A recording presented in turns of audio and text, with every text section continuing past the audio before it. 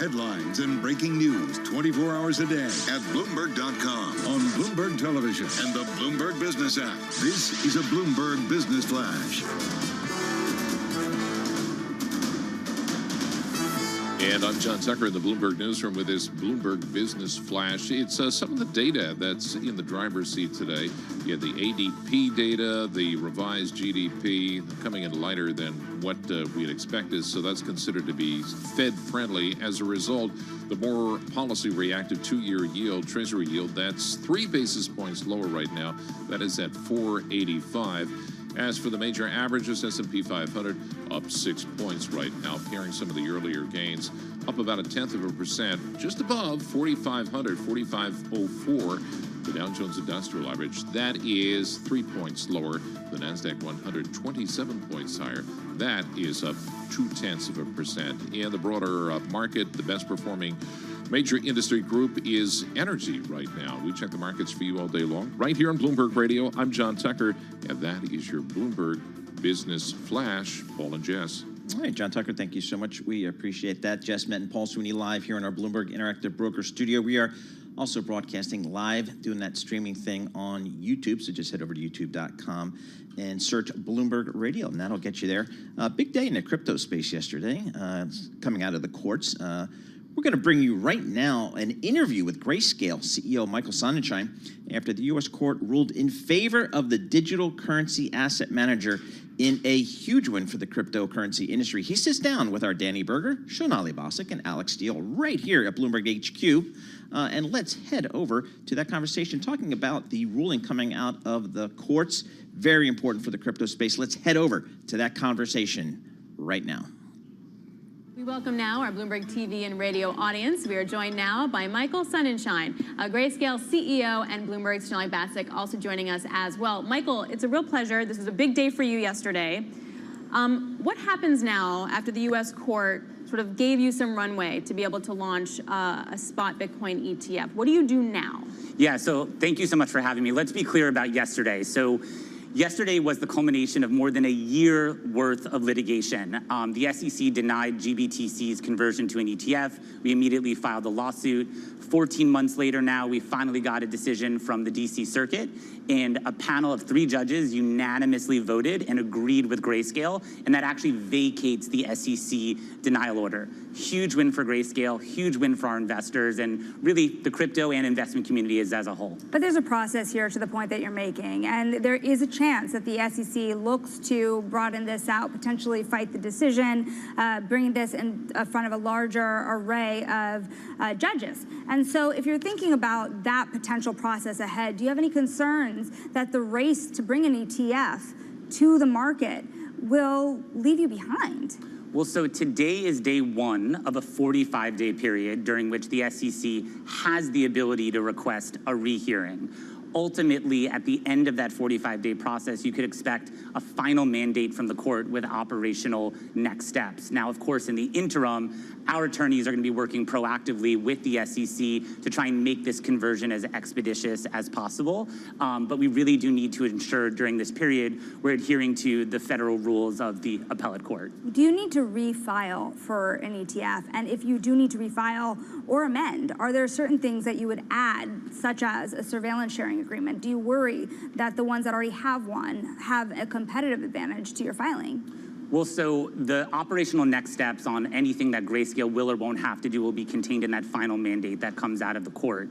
But one of the interesting things that we actually got from the court in yesterday's decision was that the court agreed with us that the arguments we've been putting forward all along throughout this process are such that the SEC already has the tools it needs to approve spot Bitcoin products like GBTC, that there is sufficient surveillance between the CME, where Bitcoin futures trade, and national securities exchanges like the New York Stock Exchange, where we intend to list GBTC as an ETF. So there really shouldn't be any further grounds like the SEC has been relying on to continue denying these types of products from coming to market.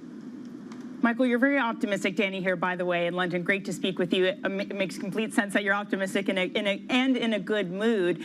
But do you have a nagging voice at the back of your head that something might go wrong? What are you most afraid of that could kind of undo some of the progress that we saw in yesterday's decision? Well, I think we're really at a pivotal moment here for crypto. Certainly, a lot of investors have been voicing to us increased optimism both around the recent Ripple victory, now obviously the Grayscale victory in court yesterday, as well as what they're seeing taking place in Washington, right? You now have draft legislation that's passing through Congress, and we're really optimistic that there will be greater regulatory clarity for investors through some of these types of actions. And I think if we take an even larger step back and look at the broader landscape, crypto has been one of the best performing assets year to date. And coming out of this most recent crypto winter, what we're hearing and what we're experiencing is that investors know that crypto as an asset class is most certainly here to stay. Can we just go back to refiling for a second? Sure. So do you have to refile? We will have to see upon the final operational procedures that come through that final mandate that the court will issue. So you don't know, but you may. We don't know what the final opinion will say until we reach the end of that period, correct? I've been reading stuff from yesterday too, that you may have won this battle, but then lose the war, and that there's a bunch of other competitors now. So now you're not going to be the only horse in town. Yes, so this is a topic we've talked about before, ladies. It's really a world in which there are multiple spot products is a world that Grayscale has long been ready for. There are multiple Bitcoin futures products. We believe that there will be a world in which there are multiple spot Bitcoin products. That being said, we want investors to have choice, and some of the things that we do think investors will look to when they are making those allocation decisions are the size of the fund, the liquidity of the fund, the track record of the fund, right? Let's not forget that GBTC is the largest Bitcoin fund in the world. It's owned by millions and millions of investors. It has 3+% of the outstanding Bitcoin supply, and really now has almost a 10-year track record of operational success, right? Whereas a lot of the other products coming to market are really making use of GBTC's operations, disclosures, reporting, and GBTC is really paving the way to broaden out that market. There's another massive market question here, and it's not just about the pace and time, it's about the structure and the fees. Because if you look at BlackRock, Invesco, Fidelity, these are asset managers with a history of coming in low. And if you look at the fees that you have offered, and really has made a very profitable entity for Digital Currency Group and Grayscale, how much lower exactly can fees get for the Grayscale product in the form of an ETF? Well, what I've committed to historically, and will say again to you today, is we are committed to lowering fees when GBTC converts to an ETF. We'll obviously have to come back on and talk to you about what the fees are when that conversion actually happens. So the other strangeness here is the discount that the GBTC is currently trading at. You had gone from 24 yesterday to 15 below net asset value, back to 20.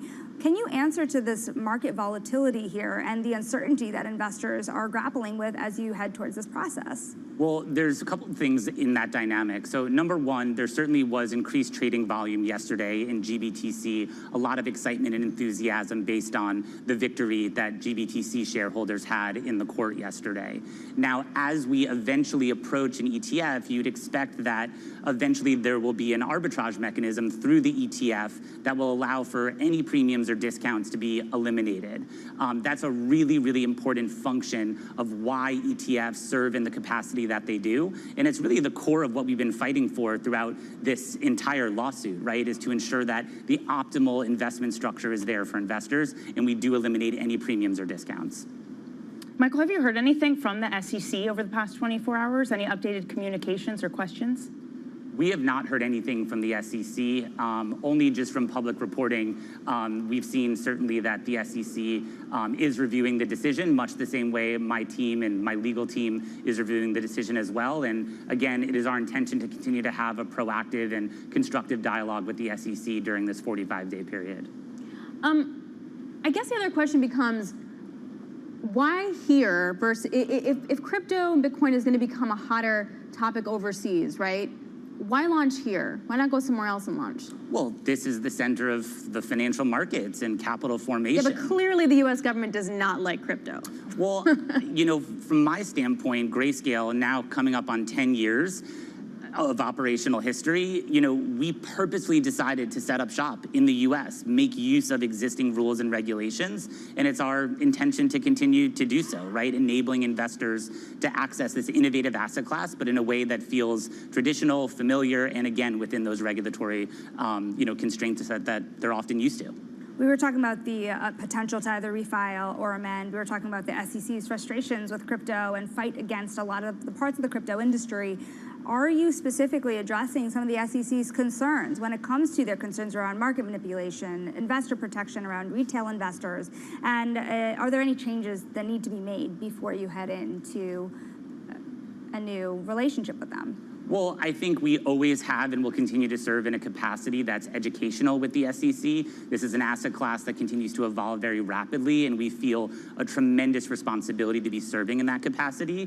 Specifically, though, Sonali, to manipulation, fraud, things of that nature, if you look closely at yesterday's opinion that the court issued, the court agreed with us that the SEC did not come up with substantive reasoning as to how to explain the difference between futures and spot, and the fact that these mechanisms that we believe are already in place to detect things like fraud and manipulation in the Bitcoin market are already present. Michael, you mentioned earlier in this conversation that you had some hope that Congress would take action when it comes to regulation. Perhaps there's more appetite for them to approve and to welcome such products. You said you haven't heard from the SEC. Have you heard from Congress? What sort of noise are you hearing around Capitol Hill? So we are certainly very engaged with both sides of the aisle in DC. There is no question now that crypto has become actually a nonpartisan issue, right? We're realizing that so many of our legislators recognize that their underlying constituents are involved in crypto, are increasingly going to be involved in crypto, and they want to ensure that they're approaching legislation in an appropriate way that protects their underlying constituents. I am optimistic that this upcoming, Congress can actually move some legislation forward. And again, I do think it's really a pivotal time for us and other stalwarts within the crypto space to be educating our politicians about crypto so that they actually are looking at legislation through a very, knowledgeable lens. I'm going to push you just one more time on the fees here, Michael. Oh, of course you are, Sonali. Well, the reason being is this is a matter of competitiveness when we come to this market. It is also going to determine how much retail investors are going to really pay for a product that has been more expensive than other ETFs in the past. Give us a roadmap here on how you're thinking about it, because you've had years to think about it.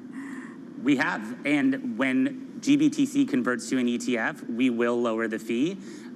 You said that it's been more expensive than other ETFs. Notably, GBTC is not an ETF today, right? And so when GBTC converts to an ETF and it becomes in that product structure and it perhaps is in an environment with other competing products, there are going to be other factors for us to consider there as well. Michael, I'm afraid that's all we have time for. Really appreciate you coming on. Join us again. Tell us about the next step. Tell us about those fees. Michael Sonnenschein, Grayscale CEO, and Bloomberg Sonali Basak, thank you so much for joining us.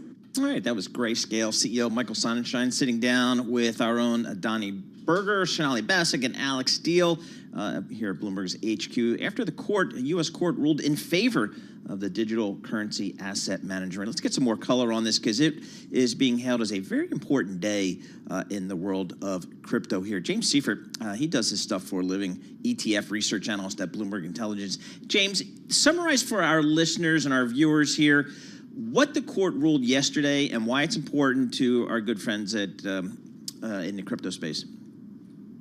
Yeah, so Sonnenschein just did a pretty good job of explaining what happened there. But at the end of the day, it was a complete and utter rebuke of all of the SEC's arguments for denying spot Bitcoin ETFs in the past.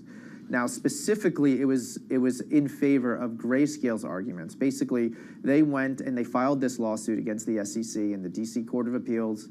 And they were saying that this is a violation of the Administrative Procedures Act, which, to get wonky, just means you have to treat like situations alike. A regulator can't look at one thing that's extremely similar and come up with a different answer.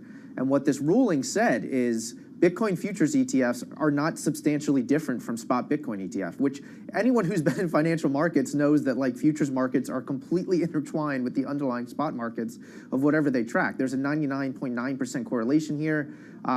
Basically, what the judges in this instance said is the SEC did not do a good job at all of arguing why they approved futures ETFs and still denied spot Bitcoin ETFs. So really, it doesn't mean that Grayscale's Bitcoin Trust would immediately be converting to an ETF. It's like you said, it means that the SEC did fail to explain why it approved Bitcoin futures exchange-traded products, but just not Grayscale's proposed products. So what does that mean next? Yeah, so, I mean, it's a complicated question because one, we don't fully know what it means next. I've read a bunch of these court decisions and opinions in the past to kind of understand, and in many cases, the court will give some sort of deadline before XYZ happens, or they need to do this and what have you, and they kind of didn't do that here. So they have 45 days the SEC has 45 days to go with an en banc hearing, which basically just means this is a panel of 3 judges decided this case. An en banc hearing, what you request to get one of those would be like with all the judges on the court. In this case, I think it's like 17 judges. So basically, rather than just 3, it would be 17. But this was a unanimous decision, right? So 3 judges all agreed, and the language was very strong, rebuking everything that the SEC said. So what next is, I'm not really sure, right? So the SEC, they basically what they did is they vacated the SEC's order denying Grayscale's application to convert GBTC into an ETF. This isn't an approval letter that GBTC can now be an ETF. It's just your reasoning and why you denied this just isn't good enough, and you didn't do at all what you were supposed to do in issuing this order. So what comes next is basically trying to figure out what's the SEC going to do. Are they going to come back and issue another denial order and basically say, like, come up with different reasons? Or are they just going to come back and approve it? We also don't have timelines. Is Grayscale going to have to just go through this whole 240-day process again and refile? Is there going to be some other 45, 60-day deadline where the SEC is going to review this and then issue a statement? We really don't know. Explain to me, at least, why an ETF on spot Bitcoin is better than one that's based or based on futures. Why is the spot market better? Yeah, so spot Bitcoin, spot ETFs in general are just the holy grail, right? I mean, the ETF wrapper, it's a technology, it makes everything very easy. You can look at gold ETFs as a perfect example. But the reason that spot is better is because in futures contracts, one, they're derivatives. So a lot of people don't understand exactly what futures contracts are. And futures contracts, they expire every month. So you need to roll these contracts. So basically what you're doing is you're buying this thing. Say you buy the September contract. Then at the end of September, you have to sell that contract and buy the October contract. And it's called rolling your futures. And if the futures market is in contango, which basically means when you're selling your ETF, when you're selling your futures, if you have to sell that September futures contract, and when you buy October, the October contract is more expensive, you're losing out at a cost because you're selling low and buying high. So there's additional costs in constantly rolling these futures. Now those costs can go in reverse, but all it really means is it's not necessarily going to track the exact price of spot Bitcoin over a really long term period. So over short term, for traders who want a couple days exposure, maybe even a couple weeks exposure, these futures ETFs are very good at giving exposure to Bitcoin. But for buy and hold investors who want to hold this for a long term or hold this for years or what have you, like the spot market is just so much better. And this is exemplified in 2023. So right now, futures ETFs like BITO, the largest one in the US, is trailing spot Bitcoin by 8% this year. Going back to 2021, before Bitcoin futures ETFs were even approved, I mean, those numbers go up to 50, 60% over a 1-year time period. Now, the futures market has gotten more efficient, and that's unlikely to happen again. But you're still, like I said, year to date, you're trailing spot by 8%, which that's a cost. That's a big cost that you're taking on if you're investing in these Bitcoin futures ETFs. We only have about a minute left, but the SEC is set to issue initial orders Friday on at least 6 Bitcoin ETF applications. What are you expecting to happen? Yeah, so we actually just published a note this morning talking about this case and those applications. My base case is that those are going to be delayed. So the way this process works is there's a whole bunch of deadlines, 45 days, 90 days, 60 days. And until the last one, they can just choose to delay rather than approve or deny. When they get to the last one, you have to approve or deny.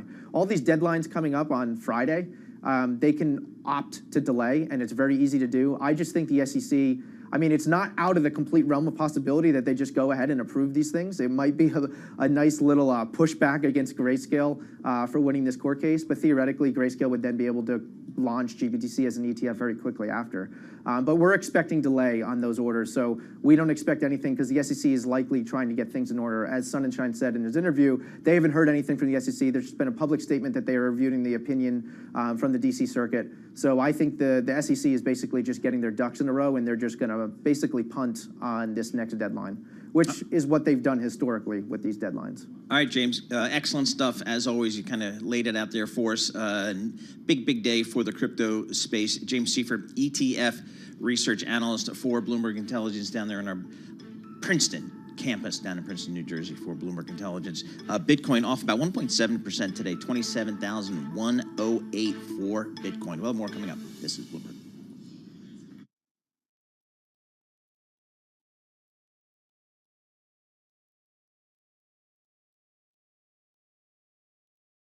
This is Bloomberg Markets with Paul Sweeney and Matt Miller. We got a lot of green on the screen here, but the volume is light. We constantly underestimate the strength of the U.S. consumer. This is a market that's much more optimistic or bullish than maybe central bankers are. Breaking market news and insight from Bloomberg experts. There's still some concern out there in the market that there is room for things to deteriorate a little bit more than what they're indicating. As small and medium-sized businesses struggle, they don't present as much competition. The supply chain has still got dislocations globally and here in the U.S. This is Bloomberg Markets with Paul Sweeney and Matt Miller on Bloomberg Radio. All right, coming up in this hour, we're going to roundtable what's happening out there in the equities markets. We'll do that with Alex Semenova. She covers all the equities for us at Bloomberg News. Ron Sanchez, he's going to join us in studio. He's the Chief Investment Officer at Fiduciary Trust. Get his thoughts on some of this eco data we've seen and what it might mean for the Fed and for these markets. And then we're going to take a look at the fixed income market. We do that with our good friends at TCW, Trust Company of the West. Huge asset manager out there in LA. We'll get their thoughts on where to go in the world of fixed income. But first, let's check in with John Tucker at a Bloomberg Business Flash. All right, thanks, Paul. The major averages now higher, shedding some of the earlier gains, though, in the S&P 500. Right now you have, 10 of the 11 major industry groups are higher. Energy in the lead as crude oil prices rise. And then on the economic front, you do have some of the data we got today. American businesses adding jobs at the slowest pace in 5 months in August. That was from ADP. And then you had GDP being revised lower. Janet Henry, the global chief economist at HSBC in London, believes the Fed's work is now done. For the Fed, we think that rates have peaked, but of course, there is a risk that they raise rates maybe once more. But where we see a difference is in 2024, where we do have some modest rate cuts from the Fed, but it is very gradual. Right now, the S&P 500, 11 points higher. That's up about 0.25%. 4509 on the index. The Dow Jones Industrial Average, 32 points higher. And the NASDAQ 100 right now, 46 points higher. That is up 0.3%. The two-year yield, that is down just 2 basis points right now. We're at 486. Visa and MasterCard planning to boost the fees that a lot of retailers pay when accepting consumers' credit and debit cards, the interchange fees. The additional charges slated to begin in October for online transactions. Visa, one of the leaders in the S&P 500, right now that's up about 0.75%. By the way, did you know when they post those things, $10 minimum, they're not supposed to do that.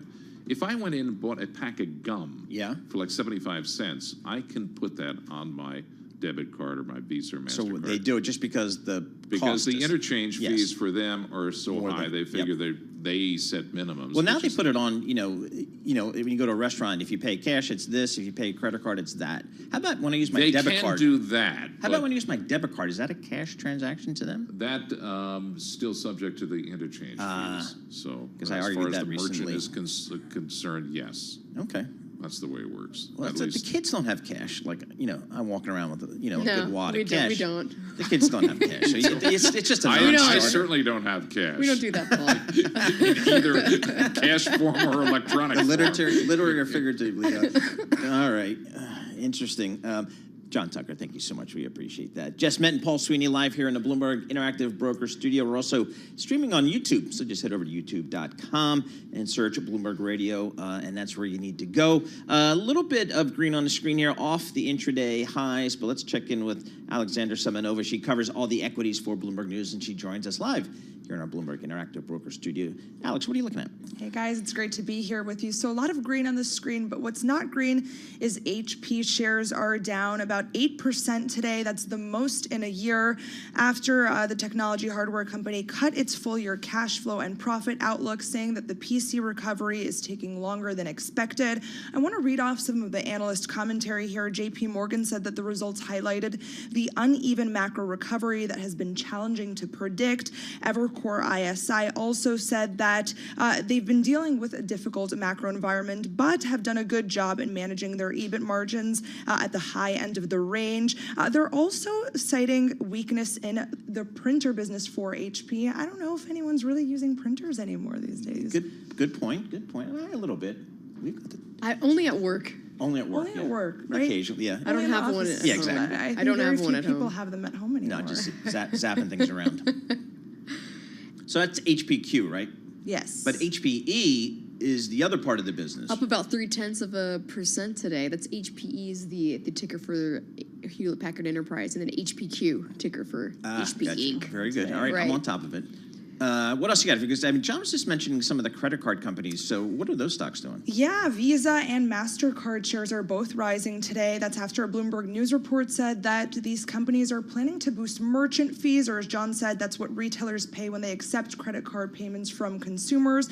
The additional charges are set to begin in October. That's according to documents seen by Bloomberg News.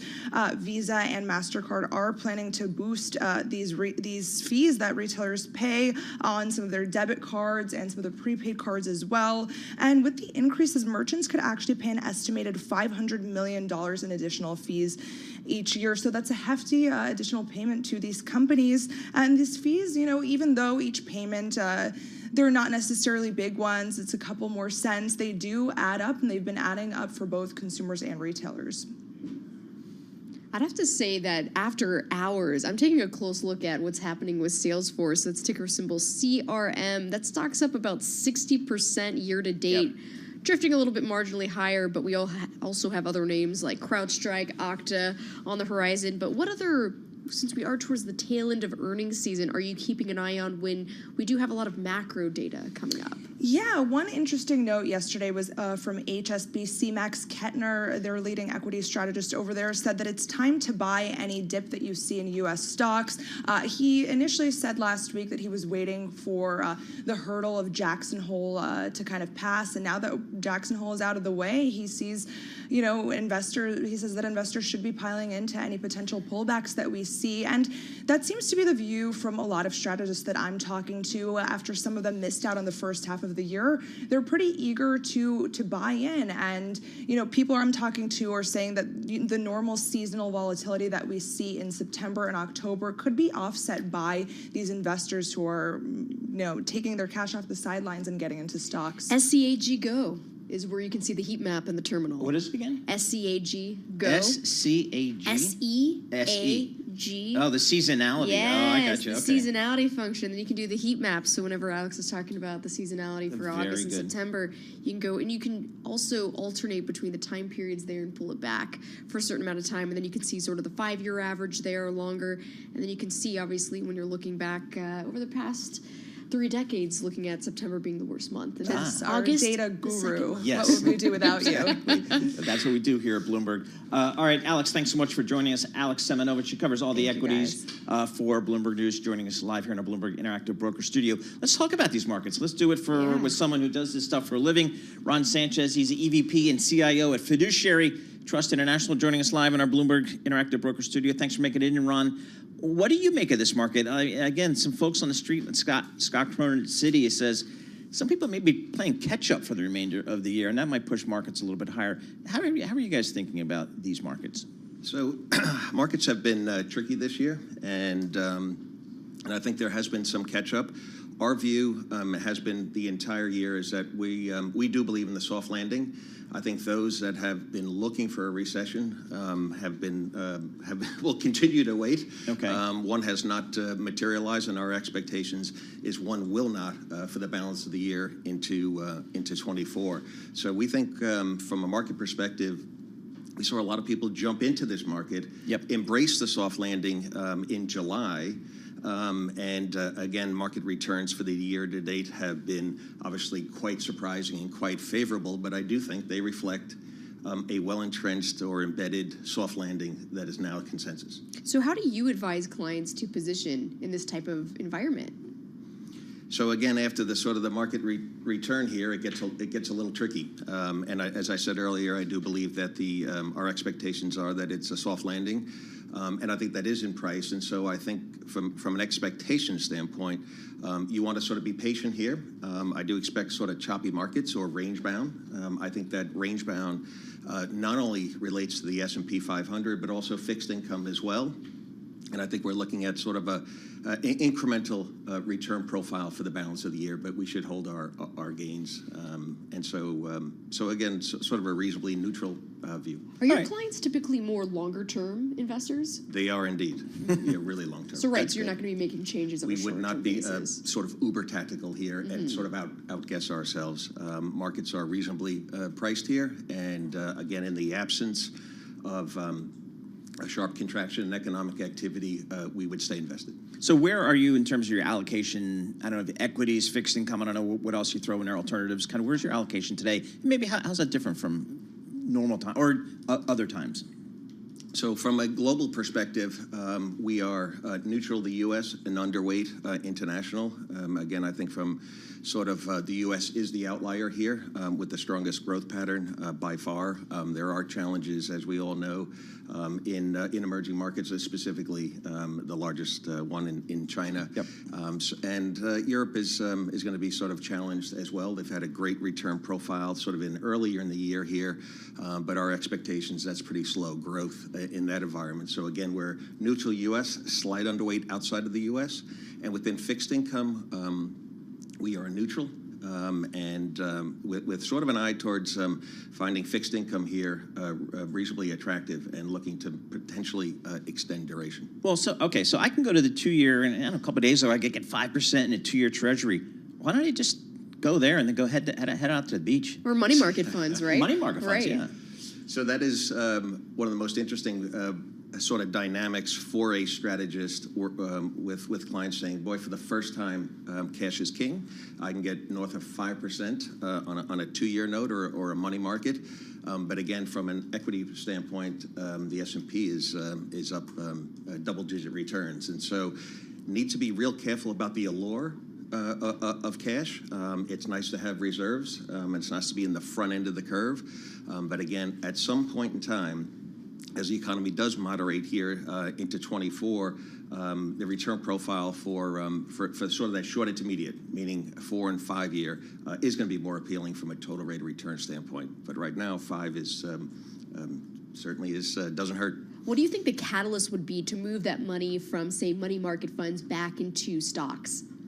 So I think you saw a little bit of that in July. Again, the allure of a risk-free rate of 5, I think, has pulled a lot of money to the sidelines, and I think sort of the soft landing has pulled people in. Those that have been forecasting a recession have sort of come in. I think that really was the pop in July, but there's plenty of dry powder here, and that's why I think it's sort of difficult to become sort of bearish in this environment, both for fixed income and equity. You said you were neutral on the U.S. for equities, correct? That's right. So what takes you to move it even higher for another rating on that? So valuations are definitely on the upper end. The risk premia has compressed as equity markets have come down a little bit, and fixed income has gone to 4.25 on a 10-year. The compensation for equity is not overly compelling from a historical standpoint. I think for us to be a little more confident about the return profile going forward is a little more confidence that the economy is in a soft landing and more definitively, and or higher conviction, and that earnings are bottoming. So more of the micro. Once earnings have bottomed, I think we'll look a little more favorably. I'm looking at the Bloomberg Index browser, INGO, on the Bloomberg terminal, and boy, in the U.S. corporate high yield space, total return year to date is 6.8%. Doesn't seem like the high yield market's too concerned about a recession. How do you guys think about the high yield space? So I think the high yield has been very, very compelling here for the first time in a number of years. You're still north of 8. 3 or 4 months ago, you were closer to a 9. And if you believed in the soft landing and that there wouldn't be real pressure on credits here, that is a great carry trade. And I think it still does. And the total return numbers are pretty impressive. But again, from a valuation standpoint, you're talking about spreads inside of 400. So again, I think the soft landing is priced into a number of markets, but the income generation of 8 and 8.25 is reasonably appealing. It's interesting because Gina Martin Adams at Bloomberg Intelligence, she takes a close look at when you're looking at S&P 500 EPS growth, but on a year-over-year basis, but excluding energy, if you look at the most recent quarter, it actually was marginally higher. And then we see that growth back to return even close to double digits toward the end of this year in the fourth quarter. And I know you were saying you're waiting for earnings to bottom. Do you think that when you're looking at energy, is it masking some of the benefits that we're seeing in other industries as we see that sector particularly weaken, obviously with that correlation with what we're seeing with inflation ebbing and commodity prices? That's fair, and I do think we're probably in the process of troughing here, and energy has sort of depressed the overall earnings. But the economy has been above trend for the last 12 months, and I do think it is going to moderate as we go into year end. So there is a slowing of economic activity from an elevated level, and I do think that that evolves over the next 2 quarters to find where we sort of bottom on the economy. Right.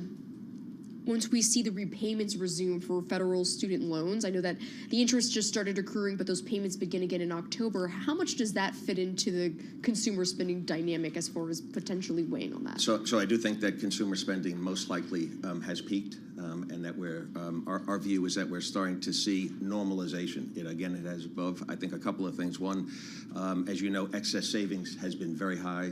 Labor markets have been strong. Wage gains have been solid. And there has been a lot of pent-up demand, especially for services coming out of the pandemic. They call it revenge travel. And I think most of that will remain solid, but has been above and is going to moderate. And we're looking at sort of those dynamics returning to sort of 2019 or what we would refer to as normalized levels. What are you guys penciling in over at Fiduciary Trust about our Federal Reserve? What are they going to do? Are they done? Are they going to hike one more time? I think they're done. And so markets, as you know, are sort of a coin toss. They're definitely pausing in next month in September. And obviously November is live and sort of data dependent. But markets have it at a 50-50. I would take the under. What's the top question you actually hear from clients right now? But the one that you referred to earlier, this is a confusing market and a risk-free rate of 5%. Why would I do anything? And again, sort of the near-term appeal versus long-term opportunity is always the guidance. And there's a persistent negativity. I guess the biggest question over the last 6 months to a year is the perpetual recession question. When? And again, we had to push back pretty hard that we didn't see it as a 23 development. And we don't see it, and you go ECFC, right? The ECFC function, you don't see that, obviously not on an annual basis, but even on a quarterly basis either. It's no longer there. Yeah, it's been, I guess, most widely telegraphed recession that has yet to occur. Hey, Ron, thanks for coming in. Really appreciate it. Ron Sanchez, he is the EVP and CIO at Fiduciary Trust Company International, joining us here live in our Bloomberg Interactive Broker Studio on a day when we've got a little bit of green on the screen. The S&P 500 up 0.25%. The Dow pretty much unched on the day. A little bit of action in the NASDAQ, up about 0.4%. But I will call out the Dow because we are on 35,000 watch. We clipped that a little bit earlier. And S&P 500 above 4,500. Yeah, that's all good, nice round numbers. We like it. Let's get some company news right now. Lisa Mateo. You got it, Paul. Tesla is facing growing scrutiny from federal regulators over its autopilot driver assist system. Bloomberg's Ed Ludlow explains. This particular inquiry from the regulator, the National Highway Traffic Safety Administration, relates to a report back in June that there was a specific setting on autopilot that simply allows the driver to maintain hands-free without applying a periodic pressure to the steering wheel, something which is not permitted in at least the United States. Now, shares of Tesla down about 0.5%. And Toyota plants have resumed production after a system malfunction caused it to shut down all Japanese factories Tuesday. Today, we're learning that the company's output hit a monthly record for July. Bloomberg's Tracy Junkie has more. Lisa, global production for the world's biggest automaker rose 10% last month to a record of more than 918 vehicles, thanks to strong demand and an easing of pandemic-related disruptions. Worldwide sales increased 5.2%, with strength in North America, India, and the Philippines. Sales in China fell amid intense competition with local brands. Now, shares of Toyota right now are up about 1%. And Harley-Davidson is recalling more than 65,000 U.S. motorcycles. The National Highway Traffic Safety Administration says a fastener securing the rear shock absorber on certain models could break, causing a loss of tire pressure. Dealers will replace that piece for free. Shares right now are down almost 1%. Those are the company stories we're following this hour. I'm Lisa Mateo, and this is Bloomberg.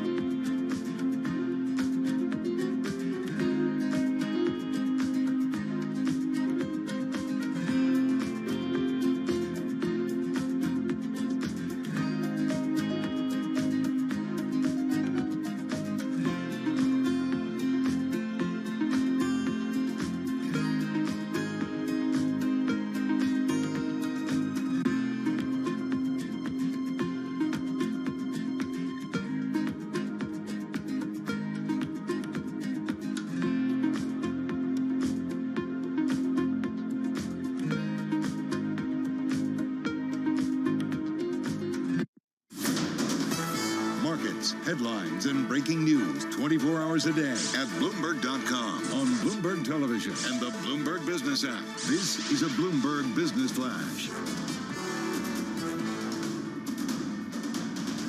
And I'm John Tucker in the Bloomberg Newsroom with this Bloomberg Business Flash. We had a raft of data today. The government trimming its estimate of second quarter economic growth. It's now 2.1%. versus the initial 2.4% for GDP. And then you have the industry data that's coming from the private payroll provider, ADP, showing American businesses added jobs at the slowest pace in 5 months in August. So that's considered Fed-friendly, pushing the more policy-reactive two-year Treasury down. Right now, down 3 basis points. We're at 485 on that front. Thinking is maybe with all this data the Fed has done. So that's helping give a lift to risk assets. They have trimmed some of the earlier gains. Right now, the S&P 500, 11 points higher. That's up 0.25%. 4508 on the index. The Dow Jones Industrial Average up 15 points. 34,869 on that. NASDAQ 100 up 54 points. That's a rise of 0.4%. Look at Berkshire Hathaway shares. This is one of the leaders in the S&P 500 right now, up 0.8%. Warren Buffett's Berkshire Hathaway making a bet on reinsurance that losses wouldn't be severe in Florida from the storms. Right now, again, S&P 500, 11 points higher. We check the markets for you all day long, right here on Bloomberg Radio. I'm John Tucker, and that is your Bloomberg Business Flash. Jess and Paul. Thank you, JT. We appreciate it. And Paul, JT was just talking about what we're seeing in the bond market. And I have to point out, if you are looking at the 10-year Treasury yield, around 4.10, it did peak out around 4.33 on August 21st. And to put it in perspective, I mean, right now we're seeing the S&P 500 trading a little above 4,500. If you're looking where the 10-year peaked out last fall, around 422. At that point, the S&P 500 was actually trading around 3,500. But to get some perspective more on the bond market, as well as what it's signaling for the U.S. economy, Ruben Hovhannissian is here, Managing Director at TCW, joining us on Zoom to discuss fixed income. And thank you so much for joining us, Ruben. I want to get your thoughts on what is the bond market telling us at this point? Hello, thanks for having me on. It's a pleasure to be here. Well, I think if you look at the bond market, if you look at the rate, the implied rates over the next, 3 months, 6 months, and 12 months, the bond market is telling you that the front end rates are going to be cut by the Fed.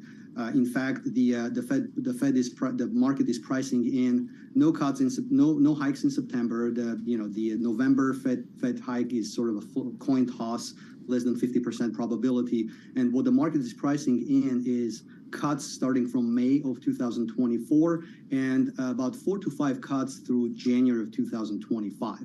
And that's quite consistent with our view of the economy in general. We do think that the economy is in a late cycle and it will continue to decelerate, probably rolling into a recession over the next 6 to 12 months. Hey, Ruben, before I get to my fixed income questions, I got to get to the real important stuff. You're all in UCLA, undergraduate there, then you got your MBA there. Are you guys really going to the Big Ten? What is up with that? I'm not a big football fan, but yeah, I am a double Bruin and a proud fan of UCLA Bruins. There you go. All right, I can't imagine them coming all the way across country to Piscataway, New Jersey, to the great State University of New Jersey at Rutgers. But we'll see how it plays out. Ruben, talk to me about kind of the duration. How far out do I want to go with my fixed income investments? When I can sit at a 2-year treasury and get darn near 5%, I'm pretty happy there. Do I need to go out a little bit more? Well, it depends on your investment objectives, of course, and your view of the markets. The front end rates are very attractive, and in fact, we do in our portfolios do have a steepening bias where we emphasize the front end rates. However, of course, we think that the rate, the income you'll realize, the total return, prospective total return that you'll realize that you'll lock in over 5 years and 10 years is maybe more attractive if you're out the curve as well. And we think the rates out the curve are attractive as well when you look at the overall economy and the sort of equilibrium rates that the economy can withstand over a certain period of time. Whenever you're speaking with your clients, what are some of their top concerns? Well, the top concerns we're hearing is the economy, whether there is going to be a recession or not, and also the rate levels prospectively over the next couple of years and onwards. So a lot of people want to know our views on whether or not the rates are going to be higher, whether they're going to be, they're going to revert back to the levels we've seen during the, financial repression era. So those are the questions that we're asked most frequently. So, Ruben, you've got a lot of company in that you think, recession is possible in the next 6 to 12 months, but I'm not in that camp because I see a labor market that's fully employed. I know people are talking about little signs of weakness here, but I don't know. It just feels like with everybody's got a job who needs one, they're still getting paid. How do you think about the labor market and how that factors into kind of maybe your economic outlook? Sure. So we do think and acknowledge that the economy and the consumer and the labor market have been very resilient so far over the last year and a half. But we also know that the monetary policy works with long and variable lags. In fact, as one of the former regional Federal Reserve presidents put it, the monetary policy does not work like a switch; it works like a dimmer.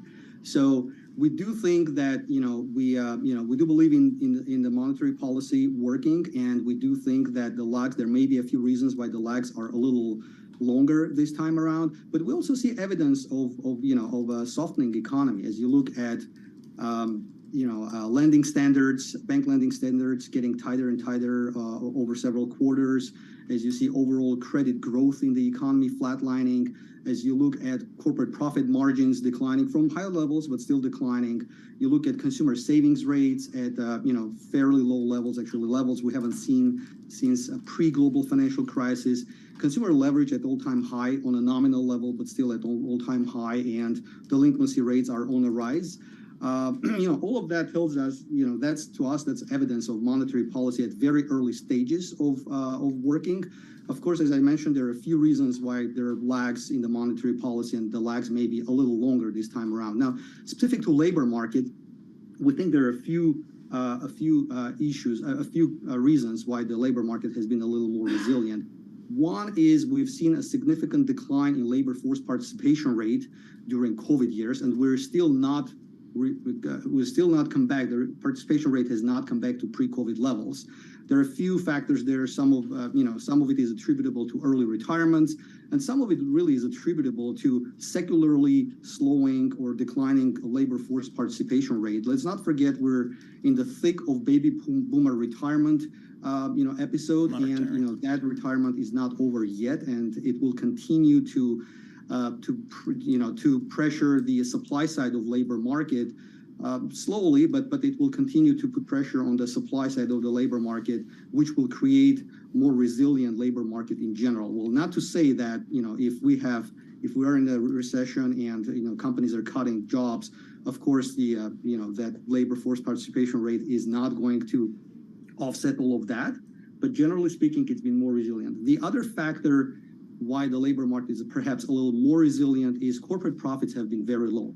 If you look at corporate profit margins over the last couple of years, they spiked up during COVID. They've been coming down, but they're still at pretty high levels, and therefore the companies don't really feel the pressure to announce mass layoffs. And especially taken into consideration the fact that the companies have had a very difficult time hiring talent in the last couple of years, and that, in a sense, has caused some psychological change. And if you were, all else being equal, you were probably willing to let go of an employee. Now you're probably going to hold on to that employee a little longer because you know how difficult it has been to find talent in the last couple of years. So is the catalyst for your expectations of slowing growth ultimately a policy mistake from the Fed?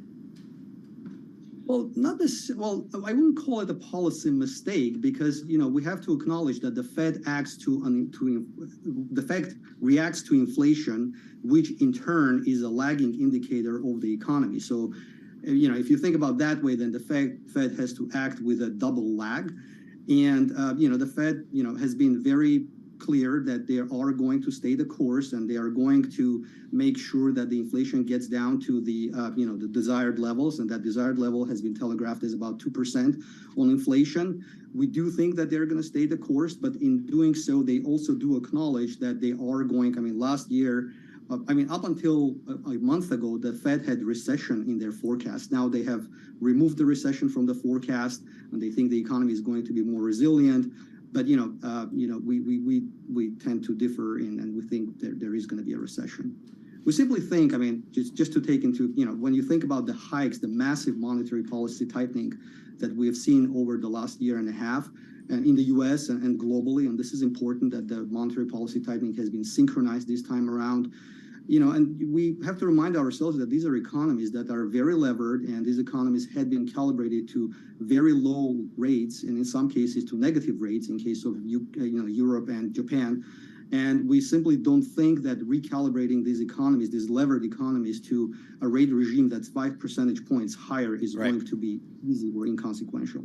All right, Ruben, thanks so much for joining us. Really appreciate getting your thoughts there. Ruben Hovhannissian, he is the managing director at TCW. He is a double UCLA Bruin there. Lots of those folks out there in LA in the financial services biz. S&P 500 up 0.3%. NASDAQ up a smidge more at 0.4%. Yields coming slightly. The 10-year Treasury yielding 4.09%. Let's get some world and national news with Amy Marcy. All right, thank you, Paul. Hurricane Idalia made landfall on the Gulf Coast of Florida this morning. That has slowed it down a bit as it moves into Georgia. Bloomberg meteorologist Rob Carolyn. Winds in Hurricane Idalia have decreased to now 110 miles an hour. We'll see further weakening through the rest of the morning and the afternoon as it moves up across northern Georgia and passes off to the southeast of Valdosta, Georgia. Perry, Florida has had a gust to 85 miles an hour. We're seeing storm surges along the coast to the southeast of where it made landfall up over 5 to 10 feet. So there's certainly problems south of the storm due to water coming in off the Gulf of Mexico. Tornado watch now in effect for southeastern Georgia and North Florida through the afternoon. Bloomberg meteorologist Rob Carolyn, and officials say the highest storm surge could come around 4 this afternoon.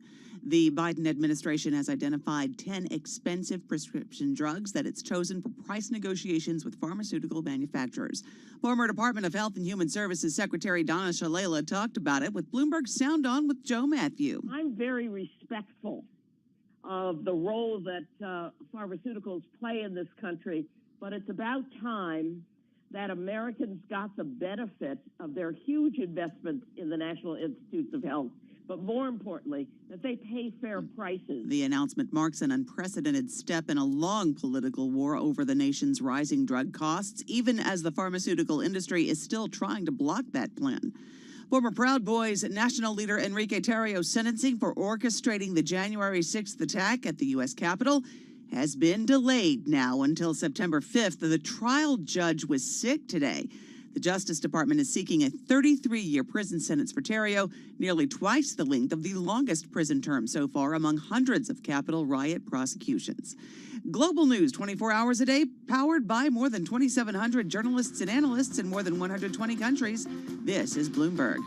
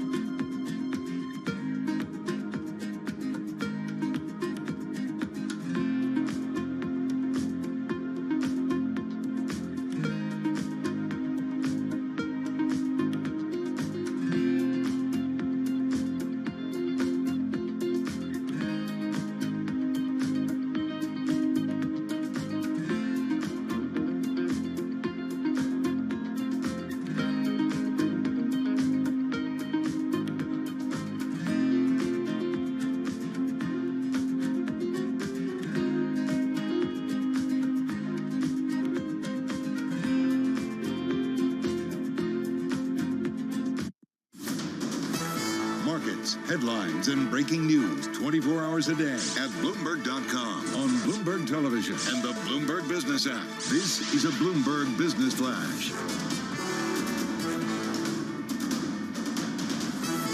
And I'm John Tucker in the Bloomberg Newsroom with this Bloomberg Business Flash. U.S. stocks trading higher, slightly higher. We have more data today suggesting slower economic growth, so that supports the notion the Federal Reserve may not raise interest rates further. Nadia Lovell at UBS Financial remains relatively positive on stocks. That earnings recession that we had been calling for is now behind us. And so that is helping us to have a little bit more of a constructive view on equities. But I would say at the same time, Nathan, that valuations are quite elevated. So a lot of this soft landing narrative is somewhat priced in at this stage. And so we're looking for more of a range-bound market. Right now, the S&P 500, 18 points higher. That's a 0.4%. We're at 45.16 on the index. The Dow Jones Industrial Average up 62 points. That's a rise of 0.2%. The NASDAQ 100, 77 points higher. That is up 0.5%. So the main corporate focus later today, likely the results of Salesforce. That's due to report after the close of regular trading in New York. Investors will start to shift their focus to the Fed's preferred inflation measure. That's the PCA deflator. That's expected to rise to 3.3% from 3%. That's among the raft of data that we're getting this week. And we check the markets for you all day long right here on Bloomberg Radio. I'm John Tucker, and that is your Bloomberg Business Flash. Jess and Paul. All right, John Tucker, thank you so much. We appreciate it. Jess Menton, Paul Sweeney live here in our Bloomberg Interactive Broker Studio. Let's get a little techie here, a little wonky maybe. We'll talk a little VR. That's virtual reality for those like John Tucker that may not be up on all that tech stuff. We might talk a little metaverse, and if we're not careful, we might even throw in a little AI. And we can do all of this with Dan O'Brien. He's president of the Americas and general manager for HTC. Hey, Dan, first, just give us an overview of kind of what you guys do at HTC. Well, one, thanks for having me on. I really appreciate it, Paul and Jess, and it's great to be here. What HTC does is we are a technology company that focuses on a lot of different areas of innovation. You know, a lot of people know us for smartphones for many years. We now have, over the last several years, indexed towards virtual reality or extended reality, and we make products that create solutions for content creators to create content for the metaverse. We have also innovated and created solutions where you can actually stream content for the metaverse over, say, a 5G network. And then we also create these headsets or wearables that you can interact with this data and this content in a very immersive way. So we are a holistic data technology and innovation company that delivers all these different types of solutions for end users. Your firm did conduct a survey recently about how VR headsets are being used, particularly in healthcare and social assistance organizations. What did you find? You know, we found that over 90% of healthcare workers and healthcare providers expect to be using this technology in the future for training or for therapeutics. And so it really shows a resounding, endorsement of, hey, this is very effective. We know that can help with our healthcare professionals and training them. We can reduce training costs. We can improve the actual training value. We can actually get better outcomes for our patients with better therapeutics and performance. So overall, it becomes like a cost savings and an efficiency and a performance improvement in healthcare. So, Dan, one of the things you mentioned the metaverse, and I don't think there is a concise definition of the metaverse. Certainly not among shareholders of Meta, formerly known as Facebook, and that was a problem for the stock last year. To you, right, what is the metaverse? Well, it's really an extension of what we already do today in our internet today. It's really encompassing how you interact with the data. Think of yourself now as being able to, as if you're wearing a wearable, it might be glasses, it might be VR glasses, it might be AR, augmented reality glasses. You're simply interacting first party with that data and content. I gave an example, a demo last year where we did a training for a knee operation, and we had people that were on iPhones, iPads, a Magic Leap augmented reality glasses headset, a VR headset, and Android phones. And we were all in this one space together, doing this training together. But some people got to be in the space actually hands-on doing the training, while other people were more of an observer. So the metaverse really becomes down to this very immersive, environment where you can interact. But it's not going to dismiss all the things that we use today in our everyday life. Whenever I hear metaverse, clearly I think of Facebook parent Meta, along with Apple, that are going along and spending a lot of money in this particular corner of the market. Where do you see this headed for these companies as people are trying to kind of vie for different rivalship here as far as where it's headed, and still a lot of uncertainty? Well, I think, we're all approaching it in different angles. Apple coming in, it's a great endorsement. They have great privacy policies, great data security policies that some of the other competitors do not have. We share those values as well, in that we protect our users' data. We don't use that data to monetize it. So for us, we're bringing solutions and value to the market to actually reduce costs, bring up efficiencies, bring in human performance improvements with training and things of that nature. Apple clearly showing how expensive this technology really is, and if you're going to enter the market and not lose money on hardware, this is how much it really costs. So now you got to see a company like HTC. We come in right in the middle. People are getting great innovation for the price and the value.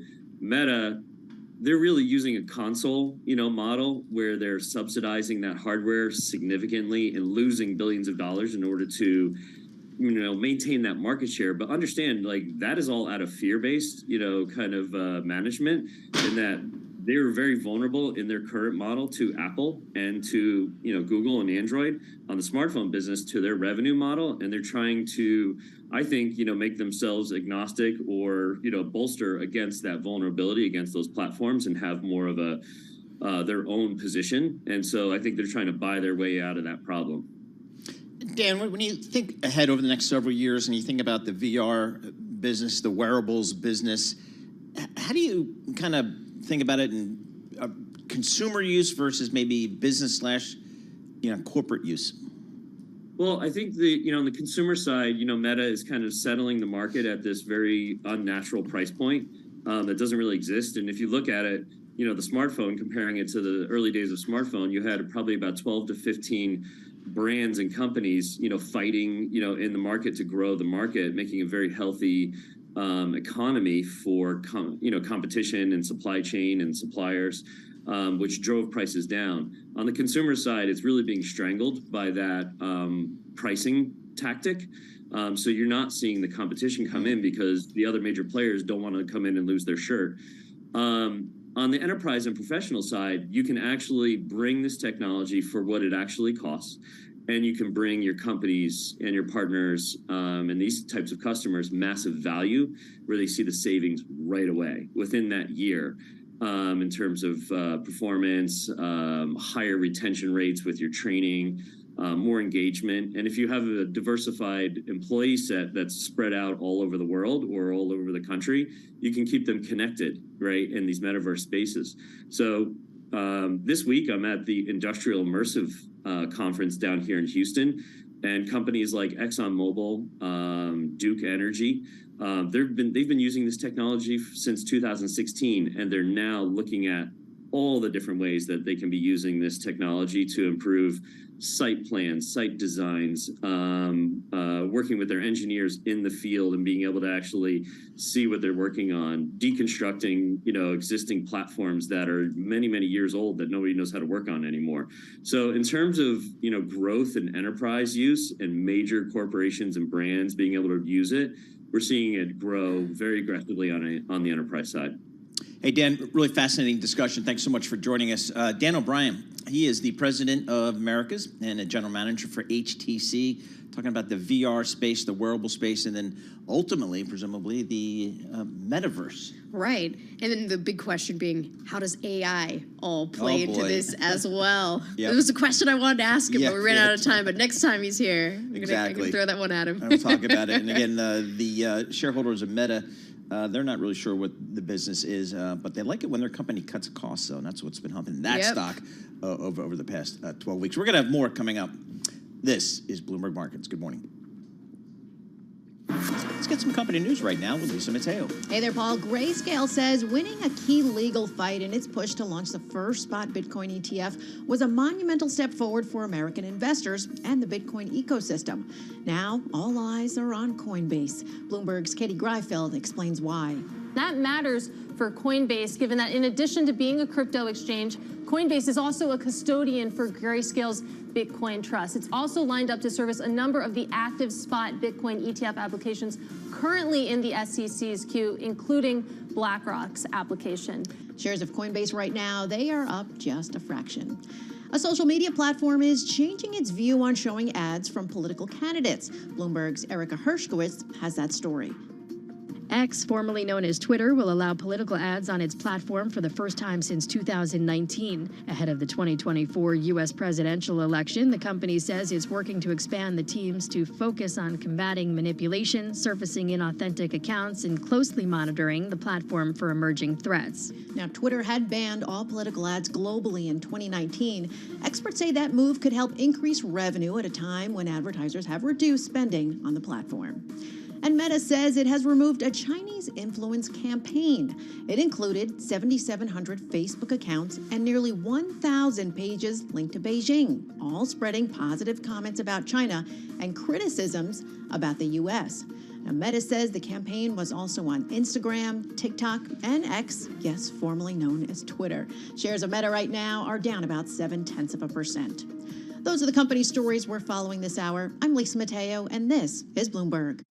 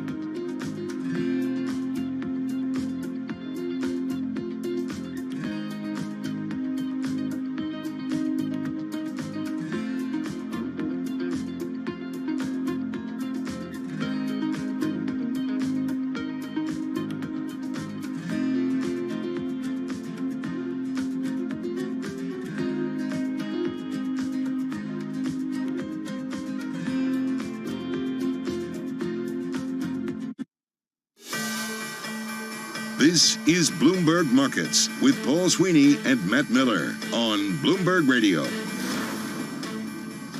All right, Jess Metton and Paul Sweeney here, live in the Bloomberg Interactive Broker Studio, looking at these markets. S&P 500 up about 0.3%. NASDAQ up about 0.5%. I'll call out the VIX for Tom Keene. It is just above 14 here. Yields pull in slightly here. The 10-year Treasury in about 1.5 basis points, 4.10%. The 2 years at 4.86%. Crude oil higher yet again, up about 0.2%, $81.34 per barrel. Let's head down to Washington, D.C. now. We're going to get world and national news with Amy Morris. All right, thank you, Paul. Idalia is the strongest hurricane to hit Florida's northern Big Bend area in 125 years. The National Hurricane Center says Idalia is now an extremely dangerous Cat 3 storm. It has started to slow down now that it has come ashore in Florida. It came ashore earlier this morning. Several areas along Florida Gulf Coast will have their highest tides later today just as it blows through. Even before Idalia made landfall, Florida Senator Rick Scott said he would seek a vote on replenishing the depleted federal disaster relief fund next week. Now, he spoke on the same day FEMA Administrator Deanne Criswell announced the disaster fund has just over $3 billion available. Bloomberg's Anne-Marie Hordern in Washington tells Bloomberg Surveillance the push for this funding will be made easier because of the hurricane. The fight that's really going to happen when the House and the Senate comes back in early September is going to be whether or not they are going to okay a supplemental that has a number of other items attached, but does also include money for disaster relief. It's Bloomberg's Anne-Marie Hordern in Washington. Meanwhile, officials are bracing for that storm surge. It could be as high as 15 feet in some areas along the Florida Gulf Coast. They expect that peak around 4 o'clock this afternoon Eastern Time. A newly filed lawsuit asks a judge to deem former President Donald Trump ineligible for the 2024 ballot in New Hampshire. The Boston Globe reports the lawsuit filed by Republican John Anthony Castro of Texas argues that Trump is ineligible to hold public office because he, quote, provided aid or comfort to the insurrectionists from the January 6th attack on the Capitol. Castro also filed a federal lawsuit in Florida. That was back in January, seeking to have Trump disqualified, but that lawsuit was dismissed. Global news 24 hours a day, powered by more than 2,700 journalists and analysts in more than 120 countries. I'm Amy Morris, and this is Bloomberg. Paul and Jess. All right, Amy Morris, thank you so much. We appreciate it. You know, when I got up this morning, I was just dying to read a story about the weakening U.S. dollar and its impact on the stock market. Lo and behold, I go in the terminal, and there is such a story.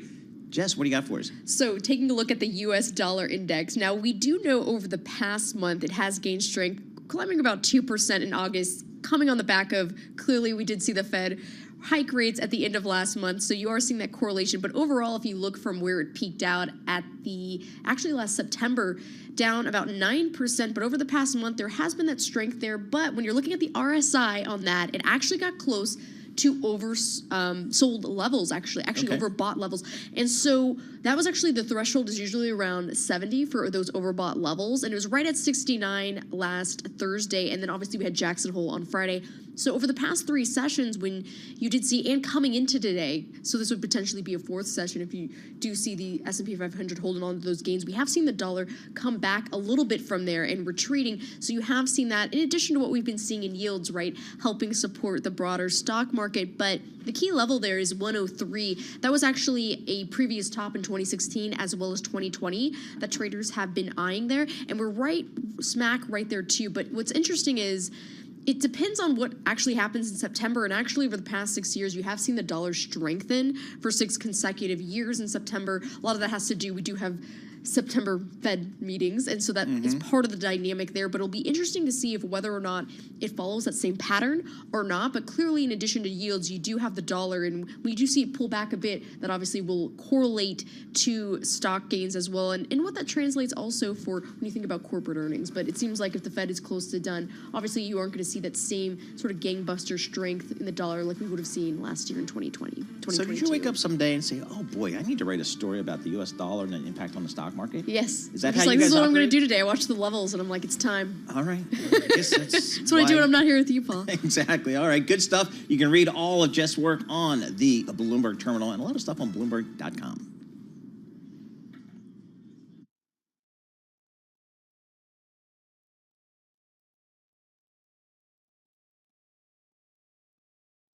This is Bloomberg Markets with Paul Sweeney and Matt Miller. We got a lot of green on the screen here, but the volume is light. We constantly underestimate the strength of the U.S. consumer. This is a market that's much more optimistic or bullish than maybe the central bankers are. Breaking market news and insight from Bloomberg experts. There's still some concern out there in the market that there is room for things to deteriorate a little bit more than what they're indicating. As small and medium-sized businesses struggle, they don't present as much competition. The supply chain has still got dislocations globally and here in the U.S. This is Bloomberg Markets with Paul Sweeney and Matt Miller on Bloomberg Radio. All right, in this hour, we're going to lean in heavy on those Bloomberg intelligence analysts. We're going to start with Matt Palazzola. He covers the property and casualty insurance business. We're going to get a sense from him what the insurance hit might be from the hurricane currently over Florida. And then we're going to go tech. Anurag Rana, senior tech analyst of Bloomberg Intelligence. Get a sense of, do I need to get a new Apple phone when they come out in September? It might be time for an upgrade. So we'll talk about Apple, and maybe we're going to preview the Salesforce earnings after the close today, which are really important for the tech sector. And then we check in with Ira Jersey, chief U.S. interest rate strategist, to discuss his note on kind of where he thinks rates are going when the Fed meets next. But first, let's kick things off with Charlie Munger. Hi, thank you very much, Paul Sweeney. We have got stocks higher across the board. You mentioned Apple. That stock up now by 1.6%. Salesforce, after the close of trading today, right now, Salesforce up by about 0.9%. Stocks are higher. Treasury yields fell as another batch of economic data cemented bets that the Federal Reserve is approaching the end of its interest rate increases. 10-year yield right now at 4.10%. We've got the 2-year at 4.86%. S&P up 16 points. That is a gain of 0.4%. The Dow up 39, up 0.1%. Nasdaq up 78, higher by about 0.6%. So what about the market outlook given the economic backdrop? Joe Davis is chief economist at the Vanguard Group, and he was a guest today on Bloomberg Surveillance. Obviously, equities and fixed income are really craving and highly pricing in the likelihood that we're going to achieve that magical soft landing. I think that is still a big debate that remains to be had. That said, there are some powerful forces at work that are supportive of that narrative right now. Growth is downshifting. Inflation is coming down. But that does not guarantee a soft landing outcome. And you can hear more of that conversation on the Surveillance podcast. You can download it wherever you get your podcasts. HP Inc. heading for its largest single-day decline in more than a year after cutting its profit outlook. Shares of HP Inc., using the ticker HPQ, down now by 7.8%. As for Hewlett-Packard Enterprise, using the ticker HPE, it boosted its annual profit outlook, confident that businesses are upgrading technology despite concerns about the economy. Shares of Hewlett-Packard Enterprise up now by 2.3%. Again, we hear from Salesforce.com. Among the many companies after the close of trading today, Salesforce up now by 0.9%. Spot gold right now up $6.40 the ounce to $19.43, up 0.3%. West Texas Intermediate crude up 0.1%, $81.26 a barrel. And Bitcoin making a lot of headlines recently, down 1.4% today, 27,188 on Bitcoin. I'm Charlie Pelleton. That is a Bloomberg Business Flash. All right, Charlie Pellet, it sure was. Thank you very much. We appreciate it. Jess Menton, Paul Sweeney, live here in our Bloomberg Interactive Broker studio. We're also live streaming on YouTube, so just head over to youtube.com and search on Bloomberg Radio, and that's where you'll find us. Green on the screen, as Charlie was just reporting. Let's see where we see some action going on within the individual names. We welcome Bloomberg's equities reporter, Nora Melinda. She joins us live here in our Bloomberg Interactive Broker studio. Nora, what are you looking at today? Yeah, so I'm still looking at HP Inc. Of course, I chatted with you guys a little bit about that this morning, but the stock is down as much as 11% today. After falling the most in 3 years after a profit cut or a cut to its profit outlook. It said that rebound and personal computer demand isn't coming in as quickly as expected. PC makers have really been struggling to stage a rebound after sales really fell during the pandemic. We did see a slump there. And the CEO is touting a report from industry analyst IDC saying that HP has gained on its rivals in this quarter and that the rebound has just started to happen. So we'll see what happens there, but as of now, that stock is down. Yeah, HPQ is the ticker on that, down 7.8%, on pace for its worst day since August 26, 2022. So that's almost close to about a year ago. Actually, yeah, roughly a year. So what else are you watching? Yes, looking at Ambarella. So that is a semiconductor stock. It's down as much as 25% today, this afternoon. Its biggest intraday fall since March of 2022. It said that it sees a weak demand environment, and its third quarter revenue forecast fell short of analyst expectations. I did want to take a moment to chat about a few analyst commentary regarding the stock. So this is Ambarella? This is Ambarella. I've never heard of this company. I know, right? I thought it's an interesting but it's stock a chip I wanted company, to bring to right? the table. It is. So when you compare that to the likes of NVIDIA, Yes. AMD, it's like, how is this stock falling? I thought that the rally was behind It has a it. market cap around close to $2.5 billion. Yes. That might be why. Okay. Yeah. It's so much smaller than right. I'm a I big mean, cap player. it's not like Nvidia here that's Right. up over 200% this year. Exactly.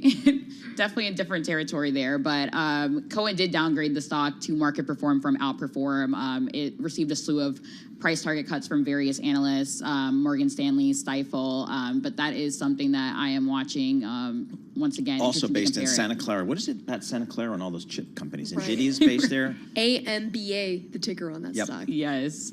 But additionally, looking at the credit card firms, Yes. Visa, MasterCard, they're both rising. Visa's actually at its highest, has reached its highest since July of 2021. MasterCard, its highest intraday level on record. And that all comes after a report that these firms are planning to increase fees to that merchants pay. The fee hikes are scheduled to start in October and April. And what are the chances those are going to be passed on to us? Right. We surely hope not. I think that you know, when you talk to fintech analysts, you know, I come away from my discussions about fintech, me being a cash guy in the pocket, Right. with the money clip.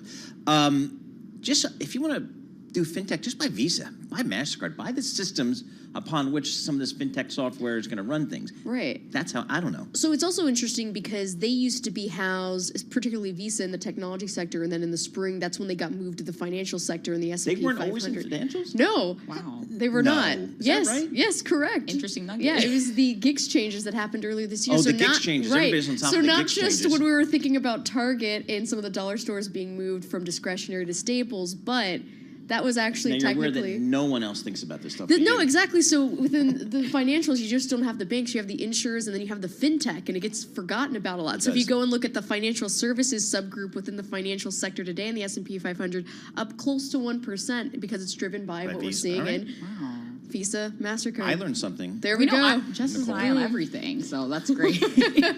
And she writes about most of it. Exactly. And then That's how I know she'll about come it, on right. radio, make sure, and we talk about it on radio. A new so nugget it's a you didn't know. win-win-win. Exactly. It's those taking stock columns. Yes. Yep, absolutely. Anything else for us, Nora?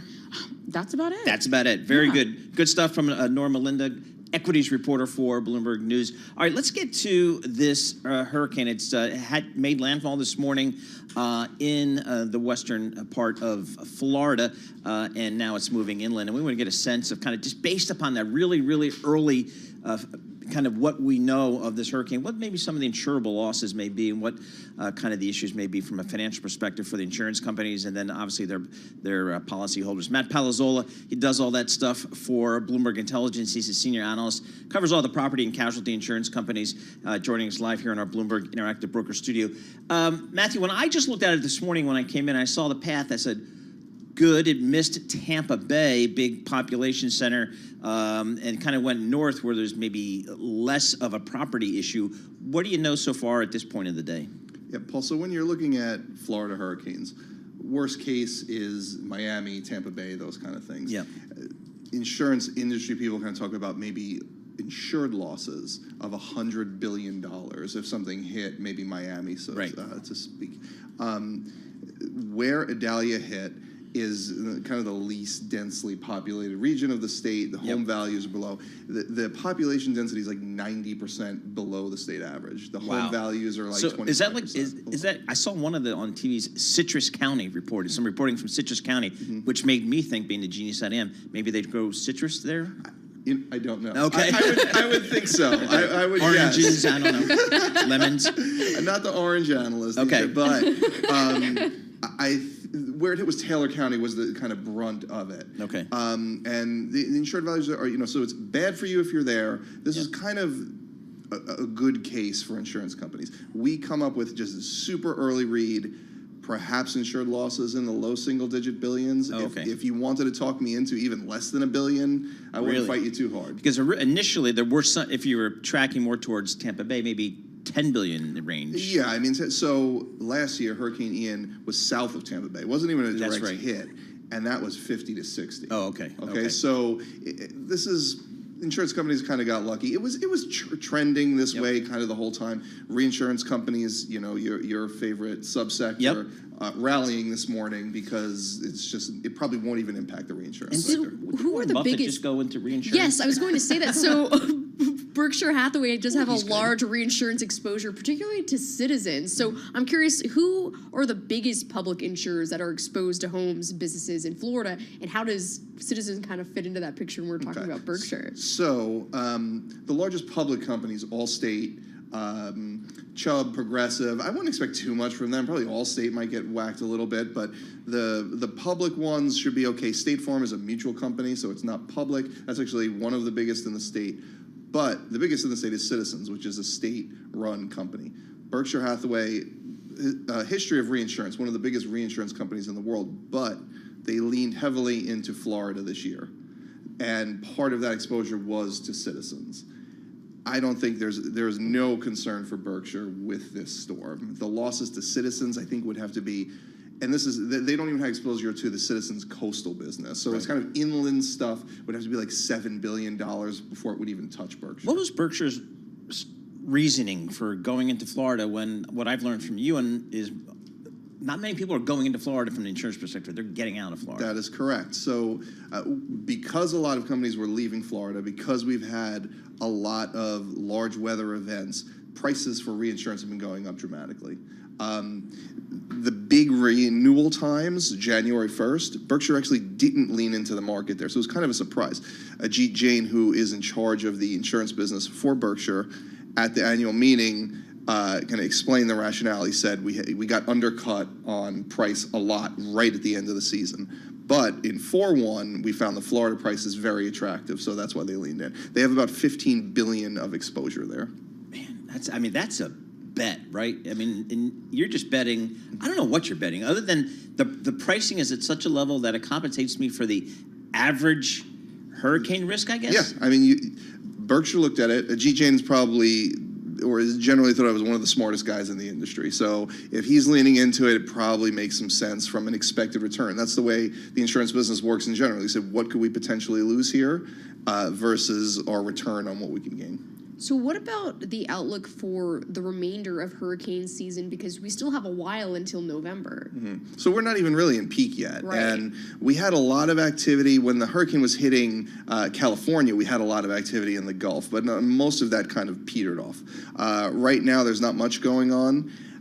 I'm a little worried. The sea surface temperatures are pretty strong. That's what led to the strength of this storm, kind of just developing there, kind of popping up in the Gulf, getting very strong to a Category 3 and hitting. So as of right now, we're kind of okay, nothing going on, but we're still off the peak. All right, I'll give you some local reporting.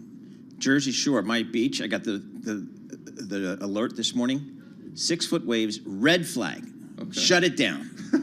Nobody in there, so of course I want to get my surfboard and run down there. But, I mean, if you're an insurance company, are you changing the way the odds, the probabilities you put on bad things happening weather-wise? Yeah, I think that's going up. The frequency and severity of extreme weather has been increasing.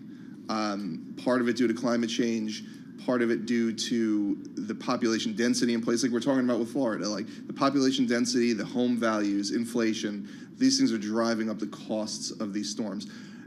The main reason, we talked about this a few times, the main reason a lot of companies left Florida was the fraud in the state. So they will say, if you can believe it, there was fraud in the state, is they can deal with these natural catastrophes, but when you add on these externalities, then it becomes more difficult for them. It's interesting, if you're looking year to date at the insurance group within the S&P 500, up less than 1%. What is your sort of outlook when it comes to these companies? Yeah. they kind of suffered from the tech buying. I think they're kind of the natural sell in that place. They're value stocks. They don't really do well. The fundamentals are good for insurance companies, better even for reinsurance companies. Their ROEs better than historical averages. Their valuations tend to peak before their ROEs do. With the rise in interest rates, it could be another year off. So, I think it's actually an interesting space when you look at how they've underperformed. What's some standout names? So some of the names that have underperformed a lot this year, Travelers and Chubb, they're kind of standard, bellwether insurance companies, very long-only liked names. They performed well last year. Again, good fundamentals, maybe returns are peaking, but underperforming by 10 to 15% seems a little surprising to me. So what rising interest rate environment, that's good for the portfolios that they own of bonds or whatever else they have? So it's good for their investment income. Okay. In the short term, kind of spike in interest rates like we saw last year is actually bad for capital levels because they mark to market. And that actually played into reinsurance pricing a little bit because they can only write premiums commensurate with their capital levels, right? So if their capital levels go down, what you'd say artificially on a mark to market, they still can't write more business. And the reinsurance companies, a lot of them said, we're fine, we don't need to raise capital. And then you saw a bunch of them raise capital this year. So is it too early to assume any sort of company losses from this storm? Yeah, I think so. We use market share. We have it on the Bloomberg terminal, BI Go. You can say, okay, I'm making this number up, but Allstate has 5% of the share. We think it's going to be $1 billion loss, and you can take into account their reinsurance and infer it from there. I think it's still early on how much we think the storm's going to cost. So I wouldn't infer company numbers. On average, you see the footage of maybe a tornado goes through somewhere in Kansas. What's the average payout for an insurance company on a claim? Like if my house, I got it insured for, say $500,000 and it gets blown up by a tornado, what's on average the payout?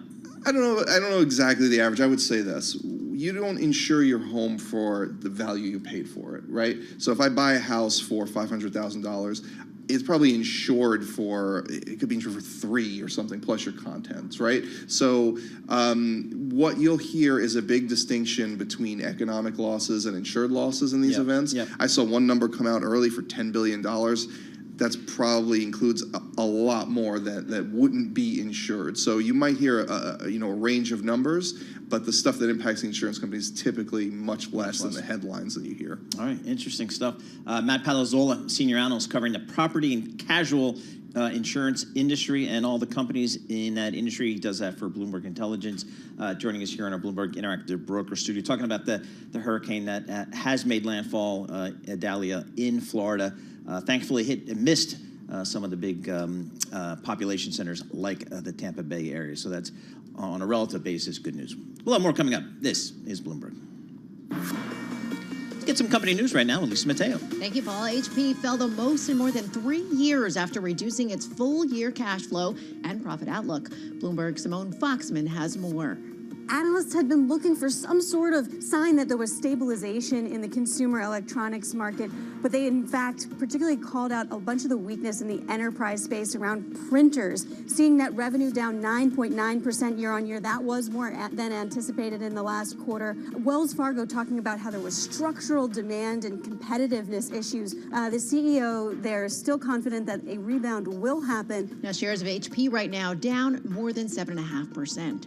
And merchants are about to pay more for the fees that they get charged when customers use their credit cards. Visa and MasterCard are planning to increase those fees starting in October and April. One industry consultant estimates that business owners could pay more than $500 million in additional fees each year with the increases. Shares of Visa right now, they're up about 0.5%. MasterCard is up nearly 1%. And dating apps are hoping new premium and discount tiers will attract new clients. Bloomberg's Steve Potisk has that story. Match Group says it has seen significant demand for its new weekly subscriptions, especially among Gen Z, who the head of the Bumble app says don't have a lot of disposable income. Meanwhile, the premium offerings are targeted at people who want and can afford a more curated matchmaking style experience using artificial intelligence. Okay, so how expensive are we talking? Well, Match is looking into a $500 a month version due to launch in the fall. Shares of Match Group right now up about 1.5%. Those are the company stories we're following this hour. I'm Lisa Mateo.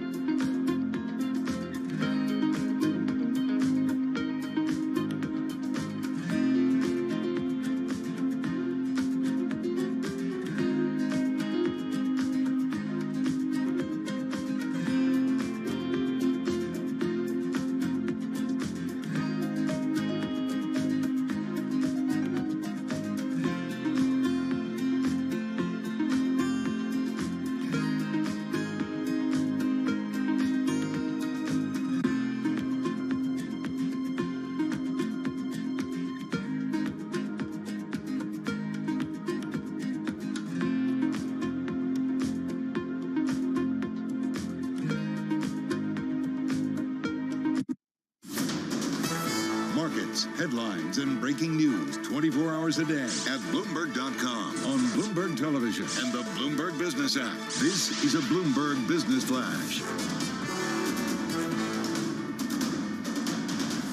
It's 12:21 on Wall Street. We do check markets all day long here on Bloomberg. We have got the S&P 500 index back above 4,500, 4518 right now, an advance of 20 points, higher by about 0.5%.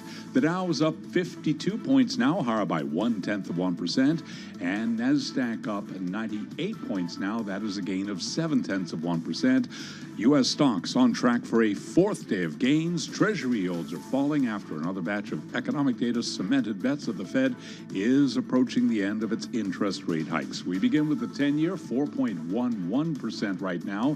We have got the 2-year, 4.87%. Stocks higher across the board. S&P up 20, a gain there of 0.5%. The Dow up 52, up 0.1%.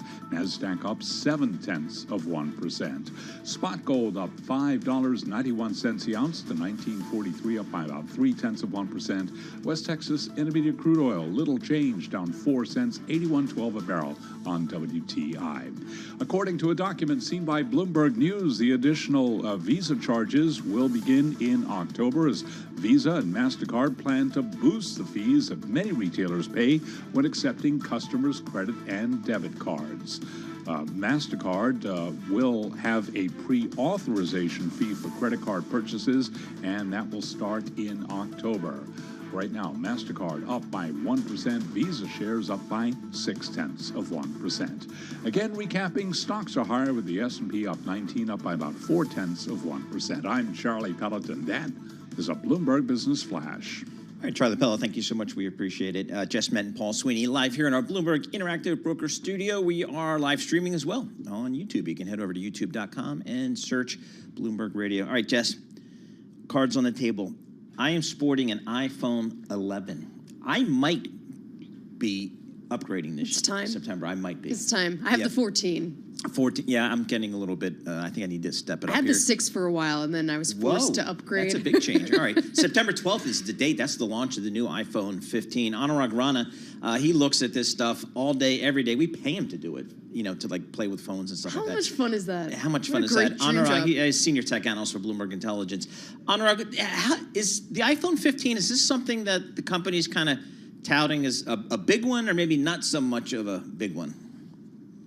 From a functionality point of view, I would say not so much that big one, unless you go for the ultra high-end Pro Max model. We have heard that it's going to sport an unbelievable camera, so you may want to look into that.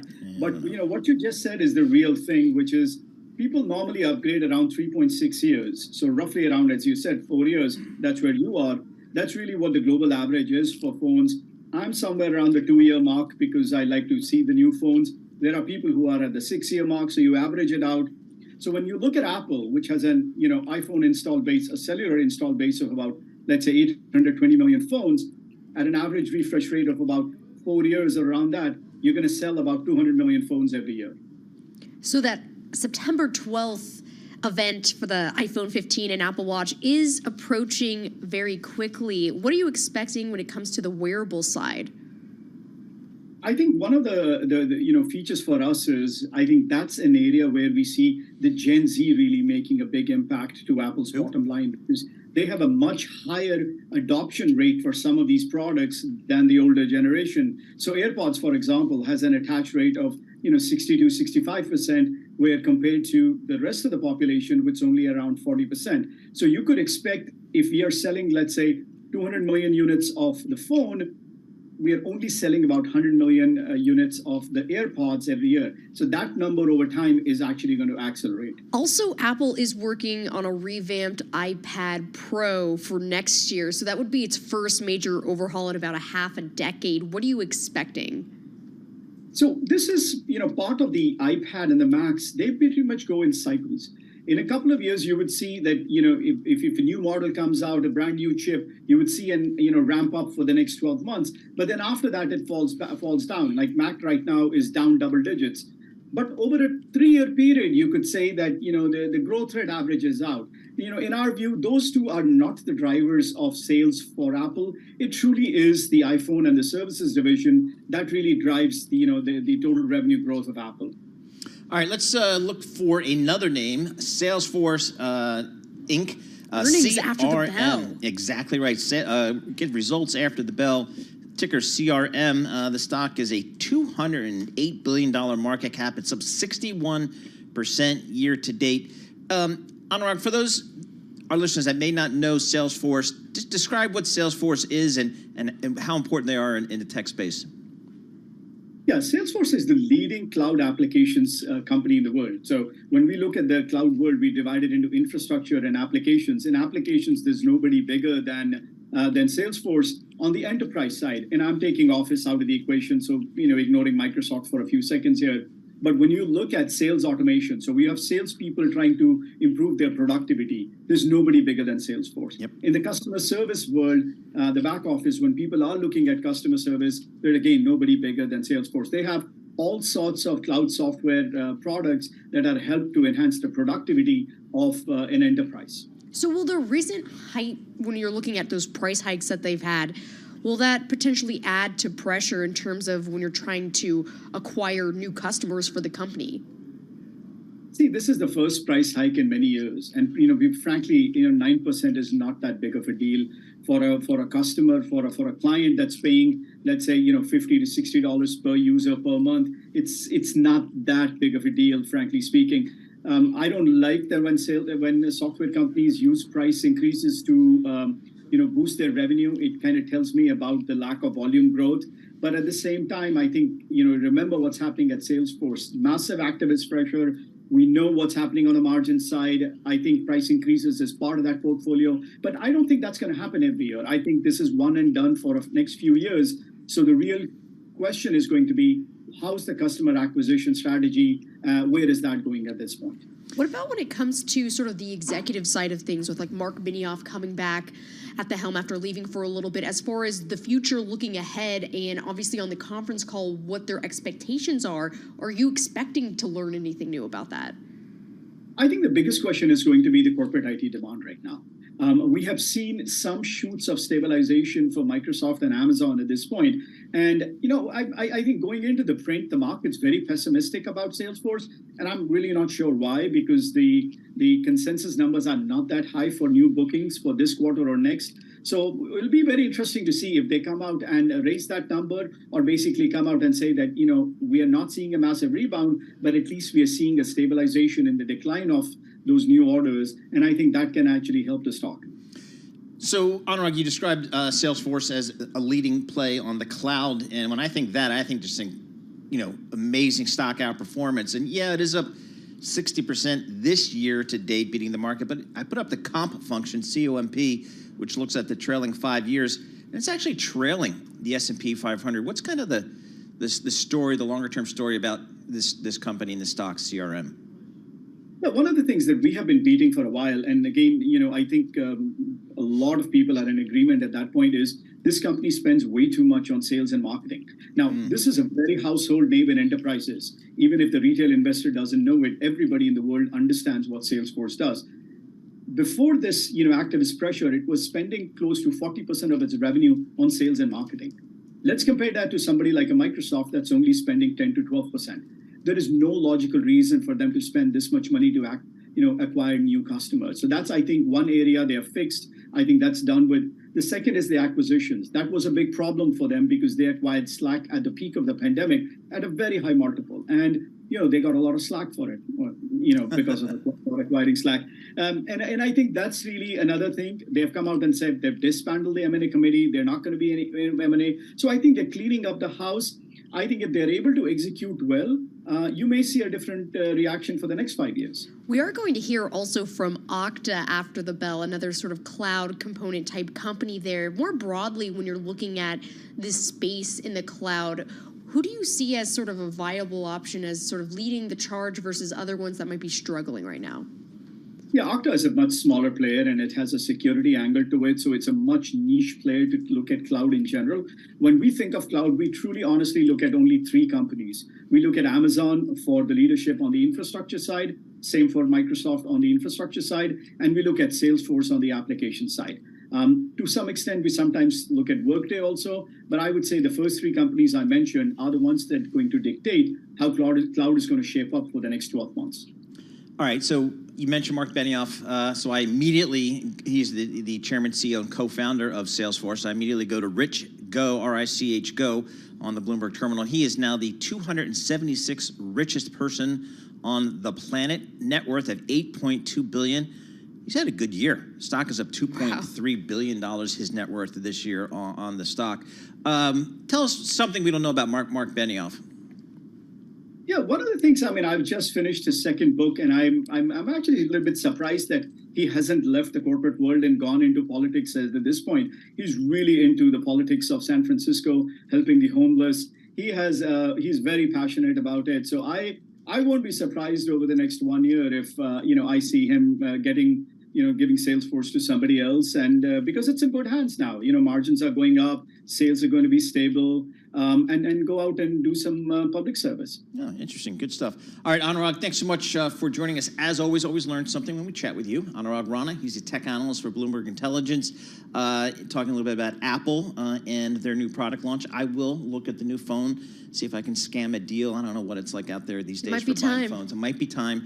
And then again, Salesforce reporting after the close, a big tech bellwether name, so we'll keep on the outlook for that. Right now, let's head down to Washington, D.C., get world and national news with Denise Pellegrini in New Hey there, York. Paul. We've got Hurricane Idalia turning some of its attention north of Florida. Now, Bloomberg meteorologist Gary Best tracking developments. Hurricane Idalia is slowly weakening, moving through southern Georgia right now, heading off towards the southeast coast of the United States. It will gradually unravel over the next several days. Tropical storm conditions likely for the southeastern part of the United States. All right, thank you. Gary Best there, Bloomberg meteorologist. Meantime, major flooding and power outages in Florida. Idalia coming ashore as a Cat 3 storm early this morning. FEMA official Matthew Payne says not over for Florida yet. When it's safe to do so, check on your neighbors, check on your loved ones to make sure that they're doing okay. But first and foremost, take care of yourself, make sure that you're safe. And updates continuing to come in on the storm. We'll be carrying developments for you all afternoon here on Bloomberg Radio. Meantime, new lawsuit asking former President Trump be deemed ineligible for the 2024 ballot in New Hampshire. We get more on that from Bloomberg's Amy Morris. Republican John Anthony Castro of Texas, who is seen as a long-shot presidential candidate, filed a lawsuit arguing that the former president is ineligible to hold any public office because he, quote, provided aid or comfort to the insurrectionists during the January 6th attack on the Capitol. The Boston Globe reports Castro claims because he and Trump are competing for the same political position, he would suffer harm if Trump is allowed to keep competing. Castro filed a similar lawsuit in Florida, but it was dismissed. Amy Morris, Bloomberg Radio. Thank you, Amy. And we have some big developments on marijuana. U.S. health officials recommending easing restrictions on marijuana. Top official at the Department of Health and Human Services asking the DEA to reclassify marijuana as a Schedule III drug. Currently, it's a Schedule I drug considered highly addictive, lumped along with heroin. So this move to a Schedule III substance could dramatically expand the marijuana business. I'm Denise Pellegrini, and this is Bloomberg.